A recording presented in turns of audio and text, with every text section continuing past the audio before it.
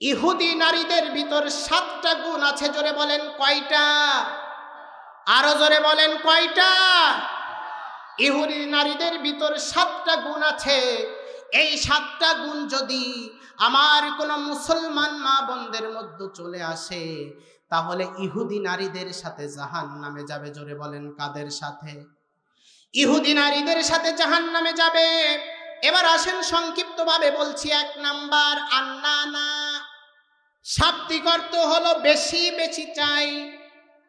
মাকে দিও না, বাবাকে দিও না, ভাইকে দিও না, বোনকে দিও না, শুধু আমাকেই দাও, আমাকেই দাও। এই চরিত্র যাদের আছে তারা কাদের সাথে জাহান্নামে যাবে? এখন এই গুণটা আমাদের এই অভয়নগরের মা বোনদের মধ্যে জোরে বলেন তো আছে না নাই? দেখবেন মাকে যখন দিবে, বাবাকে যখন দিবে, ভাইকে যখন দিবে, এই ডিজিটাল বইয়ের কপালটা ভাঁজ হয়ে যায়। জোরে বলেন আছে না নাই? আজকে একটু বালিশের উপর মাথা রেখে আমার এই মা বোনেরা চিন্তা করবেন, আপনি আজকে স্বামীর মালিক হয়েছেন, কিন্তু ছোট্ট অবস্থা থেকে 25 থেকে 30 বছর আপনার এই স্বামীর জন্য তার মা বাবা তার যৌবন শেষ করেছে, মা বাবা তার অর্থ শেষ করেছে। কথা বলেন ঠিক কিনা? এইবার আসেন 2 নাম্বার, মান্নানা, খোটা দানকারিনী নারী আমাদের সমাজে আছে না নাই? 12 বছর বিয়ে হয়েছে, 12 বছরই ঈদের সময় শাড়ি কিনে দিয়েছে, 1টা বছর দেবে না, দেখবেন বলবে তোমার সংসারে এসে কিছুই পাইলাম না। জোরে বলেন আছে না নাই? আছে। একটু উল্টা পাল্টা হইলেই দেখবেন খোটা দিয়ে ফুটা বের করে ফেলে। আছে? আছে। এবার আসেন 3 নাম্বার, হান্নানা, স্বামীর খেদমত করতে চাই না, বরং স্বামীর খেদমত নিতে চাই। আছে না নাই? স্বামীর খেদমত নিতে চাই।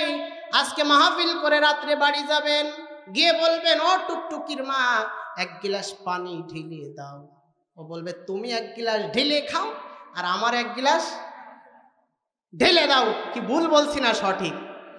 এমন ডিজিটাল বউ 2-1 পিস আছে? আরো জোরে বলেন আছে? এইবার আসেন, বিশ্বনবী সাল্লাল্লাহু আলাইহি সাল্লাম বলেছেন স্বামীর খেদমত করতে হবে। বিশ্বনবী সাল্লাল্লাহু আলাইহি সাল্লাম বলছেন, আমি যদি পৃথিবীর কোনো মানুষকে, অন্য কোনো মানুষকে আমি যদি কাউকে সেজদা করার নির্দেশ দিতাম, প্রত্যেকটা স্ত্রীকে তার স্বামীকে সেজদা করার নির্দেশ দিতাম। জোরে বলি আল্লাহু আকবার। এবার আসেন হযরতে মা খাদিজা রাদিয়াল্লাহু তাআলা আনহা, বিশ্বনবী সাল্লাল্লাহু আলাইহি সাল্লাম এই কোরআনের দাওয়াত নিয়ে যখন বের হয়ে যেতেন, 2 দিন 3 দিন 4 দিন যখন বাড়িতে আসতেন না, হযরতে মা খাদিজা রাদিয়াল্লাহু তাআলা আনহা দরজার কাছে পিঠ লাগিয়ে ঘুমাতেন। কোথায়? দরজার কাছে পিঠ লাগিয়ে ঘুমাতেন। আমার বিশ্ব নবী এসে, আমার স্বামী এসে কখন ডাক দেবে না জানি, আমি যদি উঠতে না পারি, দরজার কাছে হেলান দিয়ে ঘুমাতেন। আজও এমন বউ আমাদের সকলের ঘরে ঘরে আছে। হ্যাঁ, বরঞ্চ স্বামী যদি দেরি করে আসে, দেখবেন ও মুড়ামুড়ি করে যে 20 মিনিট ওকে শাস্তি দেব। হ্যাঁ, যে দেরি করে আসছে এর শাস্তি হলো ওই 20 মিনিট ওই ঠান্ডাতে দাঁড়ায় থাকবে। হ্যাঁ, আর আমি আমার ঘুম এসে গেছে এই ভান করে আমি শুয়ে থাকি। আমি জানি কালকের থেকে আমার মনে হয় আর বাটি ভরে গোশ আসবে না। হ্যাঁ, তারপরে কথা আমাকে বলতেই হবে নাকি? সম্মানিত মা বোনেরা, হযরতে মা আয়েশা সিদ্দিকা রাদিয়াল্লাহু তাআলা আনহা বিশ্বনবী সাল্লাল্লাহু আলাইহি সাল্লামকে একদিন গোসল করাচ্ছেন। বিশ্বনবী সাল্লাল্লাহু আলাইহি সাল্লামের মাথার উপর পানি ঢালছে। এমন সময় হযরতে মা আয়েশা সিদ্দিকার পায়ের একটা আঙ্গুল চৌকির নিচেই চলে গেলেন, পা ফেটে ফিনকে দিয়ে রক্ত বের হলেন। বিশ্বনবী সাল্লাল্লাহু আলাইহি সাল্লাম বলছেন, ও আয়েশা, পানির মধ্যে লাল লাল কি দেখা যায়? বলে, ইয়া রাসূলুল্লাহ, ইয়া হাবিবাল্লাহ, আমার পা ফাটা রক্ত দেখা যায়। বিশ্বনবী সাল্লাল্লাহু আলাইহি সাল্লাম উঠে দাঁড়ালেন, নিজের মুখের থেকে একটু লালা নিয়ে হযরতে মা আয়েশার পায়ে মাখিয়ে দিলেন, রক্ত বন্ধ হয়ে গেল। ডাক দিয়ে বলছে, ও আয়েশা, তুমি আগে কেন বলো নাই? তাহলে এত কষ্ট তোমার পেতে হতো না। ডাক দিয়ে বলছে, ইয়া রাসূলুল্লাহ, ইয়া হাবিবাল্লাহ, বিশ্ব নবীর জন্য তো আমার একটা আঙ্গুল ফেটেছে, যদি আমার কলিজাও ফেটে যেত তারপরও আমি বিশ্ব নবীকে উঠতে বলতাম না। জোরে বলি আল্লাহু আকবার। আরো জোরে বলেন আল্লাহু আকবার। এইবার আসেন চতুর্থ নাম্বার, ইহুদি নারীদের গুণ। অহংকারিণী নারী। কি নারী? বংশের গৌরব দেখায়, অহংকার দেখায়। জোরে বলেন আছে না নাই? আছে। দেখবেন বলবে, আমি চেয়ারম্যানের মেয়ে, তুমি কি জানো? আমি কোন বংশের মেয়ে তুমি কি জানো? বলে কি বলে না? বলে আমি কোন বংশের মেয়ে, আমি মেম্বারের মেয়ে, আমাকে তুমি চেনো? আমার বাবার বাড়িতে গিয়েও তোমাকে দেখাই দিব। এবার আসেন পৃথিবীর সমস্ত চেয়ারম্যানের চেয়ারম্যান হলো বিশ্বনবী। জোরে বলেন কে? সমস্ত লিডারের লিডার, সমস্ত নেতাদের নেতা হলেন মুহাম্মদুর রাসূলুল্লাহ সাল্লাল্লাহু আলাইহি সাল্লাম। যেদিন নিজের কন্যা মা ফাতেমাকে বিবাহ দিলেন, হযরতে আলীর হাতে তুলে দিলেন। হযরতে মা ফাতেমা হাত ধরে বলছে, ও মা ফাতেমা, জন্মের পর থেকে আজ পর্যন্ত আমার সংসারে রয়েছো, যত দাবি আর দাওয়া আমার কাছে করেছো, সমস্ত দাবি আর দাওয়া আমি বাবা মেনে নিয়েছি, আমি পূরণ করার চেষ্টা করেছি। আমি বিশ্ব নবী হয়ে বলছি, আজকে তোমাকে আমি তোমার স্বামী আলীর হাতে আমি তুলে দিলাম। তুমি যদি আলীর কোনো জায়েজ কাজে যদি তুমি অসন্তুষ্ট হও, তুমি যদি জায়েজ কোনো কাজে যদি নারাজ হও, আর তোমার স্বামী আলী যদি অসন্তুষ্ট হয়ে যায়, আমি তোমার বাবা বলছি, তোমার জানাজার নামাজে আমি যাব না। আজকে দেখবেন মেয়ে বিয়ে দিলে কোনো সমস্যা হইলে বলে, তুই ওই বাড়ি ছোট থাকবি না। বলে কি বলে না? সমস্যা হয় তুই চলে আসবি, দরকার হয় আরো ভালো ছেলে দেখে তোমাকে। আরো জোরে বলেন, বলে কি বলে না? এইবার আসেন পঞ্চম নাম্বার, হাদ্দাকা। পঞ্চম নাম্বার হলো স্বামীর সন্তুষ্টে সন্তুষ্ট থাকে না। আছে না নাই? আজকে পৃথিবীতে প্রত্যেকটা স্বামী চায় তার মা আর বাবাকে নিয়ে একই হাড়ির ভাত খেতে। জোরে বলেন ঠিক কিনা? আরো জোরে বলেন ঠিক কিনা? কিন্তু আজকে অধিকাংশ 98% আমার বাবনরা এটা চাই। আরো জোরে বলেন চাই? এটা চাই না। একজন অধ্যক্ষর জীবনী বলি। রাঙ্গামাটির একজন অধ্যক্ষ, তার বউ তাকে বলেছে, তোমার মাকে যদি বৃদ্ধাশ্রমে না রেখে আসো তাহলে আমি তোমার সংসারে থাকব না। দুইটা সন্তান হয়েছে, এই সন্তানদের মুখের দিকে তাকিয়ে আর কিছু বলতে পারলেন না, মাকে বৃদ্ধাশ্রমে রেখে আসলেন।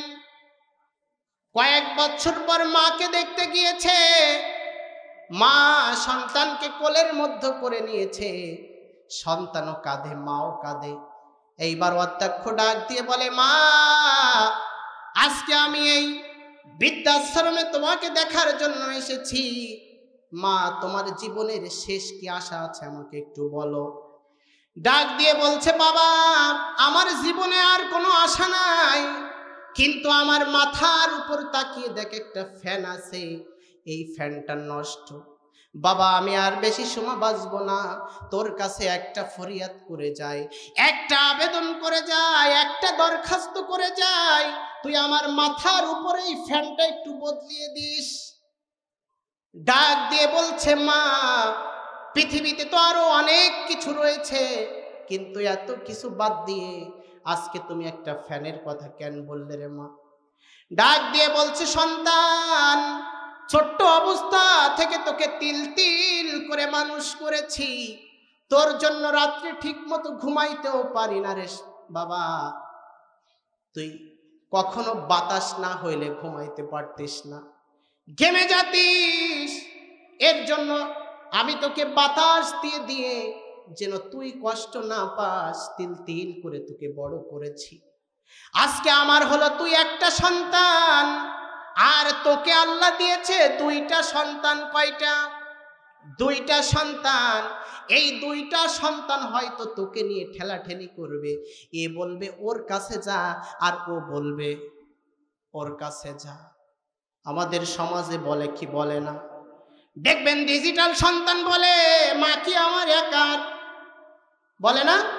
বাবা কি আমার একার? আজকে সন্তান খাইতে পারে না, সন্তানের জন্য দোকানের খাবার বাড়ি আসে। সন্তান অসুস্থ হয়ে পারে না, সুদের টাকা নিয়ে হইলেও সন্তানকে ডাক্তার দেখায়, আছে না নাই? সন্তানকে ডাক্তার দেখায়, কিন্তু সন্তান অসুস্থ হইলে ফার্মেসি বাড়ি যায়, কিন্তু বাবা মা অসুস্থ হইলে একটা মাথার ব্যথার ওষুধও বাড়ি যায় না। কথা বলেন ঠিক কিনা? কথা ওইটাই বলে, মা বাবা কি আমার একার? বলে আমি বিবাহ করেছি, যেই দিন বিবাহ করেছি আমার স্ত্রীকে বলেছি যে তুমি একটা কথা স্মরণ রেখে বাস্তব জীবনে চলবা, আমার বাবা মার তিনটা সন্তান, কিন্তু তুমি মনে করবা আমি একা। কি বলেছি? আমি একা, আমার মার আর কোনো সন্তান নাই, আমার বাবার আর কোনো সন্তান নাই, মনে করবা একটা ছেলে আর তুমি একটা পুত্রবধূ। এইভাবে তোমাকে দেখতে হবে। আজকে যুবক ভাইরা যারা এসেছেন, আজকের থেকে এই প্রতিজ্ঞা নিতে হবে, আমার অন্য ভাই খেতে দিক চাই না দিক, আমার বা মাকে অন্য ভাই দিক চাই না দিক, আমি মনে করব আমি একা। এইবার অধ্যক্ষ বলছে, মা তুমি এত কিছু বাদ দিয়ে ফ্যানের কথা বলছো। বলছে আমার মনে হয় তোকেও তোর সন্তান এই জায়গা রেখে যাবে।